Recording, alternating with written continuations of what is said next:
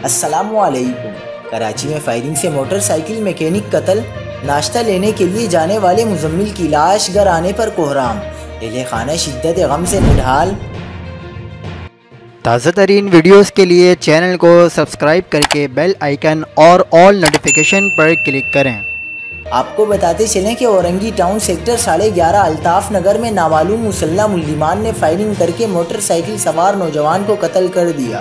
مقتول کی شناخت 22 سالہ مزمل ولد محمد حسین کے نام سے کی گئی۔ مقتول نوجوان اورنگی ٹاؤن الطاف نگر کا رہائشی اور موٹر سائیکل میکینک تھا اور مقتول کی الطاف نگر روڈ پر ہی موٹر سائیکل میکینک کی شاپ تھی۔ SHO منگوپیر ندیم صدیقی نے دعویٰ کیا ہے کہ نوجوان سے لوٹ مار کی کوئی واردات نہیں ہوئی۔ فائرنگ کا واقعہ ذاتی دشمنی کا شاخسانہ معلوم ہوتا ہے۔ دوسری جانب عباسی شہید اسپتال میں موجود مقتول نوجوان کے پڑوسی کے مطابق مزمل ناشتہ لینے کے لیے نکلا تھا کہ راستے میں ڈاکوؤں نے نوجوان سے لوٹ مار کرنے کی کوشش کی۔ اس دوران نوجوان نے مزاحمت کی جس پر مسلح ملزمان نے فائرنگ کر دی۔ مزید خبروں کے لیے دیکھتے رہیے حق پاکستان نیوز۔